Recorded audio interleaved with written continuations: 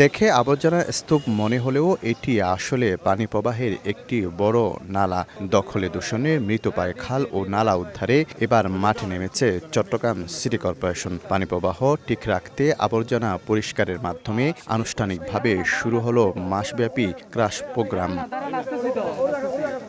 রোববার সকালে চট্টগ্রাম নগরীর জামাল খান এলাকায় কর্মসূচির উদ্বোধন করেন সিটি মেয়র। এ সময় নগরপিতা জানান, গত বছর জলাবদ্ধতা ৪০ থেকে ৫০% নিরসন করা গেলেও এবার ৭০ থেকে ৮০% আনার লক্ষ্যে কাজ করছেন তারা। আপনি যদি এটা যদি আরো ডিক করতে চান, বিল্ডিংটা ভেঙে পড়বে। এই যে জবরদখল, এটা একটা ম্যাসিভ সমস্যা প্রত্যেকটা খালে। জনগণ যদি একটু সচেতন হয়, আমার মনে হয় এবার আশা করি জলাবদ্ধতা কমবে। নগর সরকার ছাড়া কখনো কোনো পরিকল্পিত নগরায়ন সম্ভব নয়। সব সেবা প্রদানকারী সংস্থাগুলো যদি স্ব জায়গায় কাজ করতে পারে, তাহলে কিন্তু শহরের আমাদের যে জলাবদ্ধতা বলেন কিংবা বাসাবাড়ি থেকে ফেলা, ইনশাল্লাহ আমরা এটা রোধ করতে পারবো। ইউরোপ, এশিয়া, আমেরিকা যেখানে যাই, বিশ্বের ১৪৫টি দেশে আজ ফ্রুটো পাই।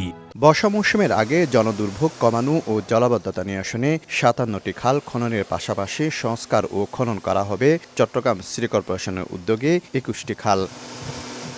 শফিকুল আলম, সময় সংবাদ, চট্টগ্রাম।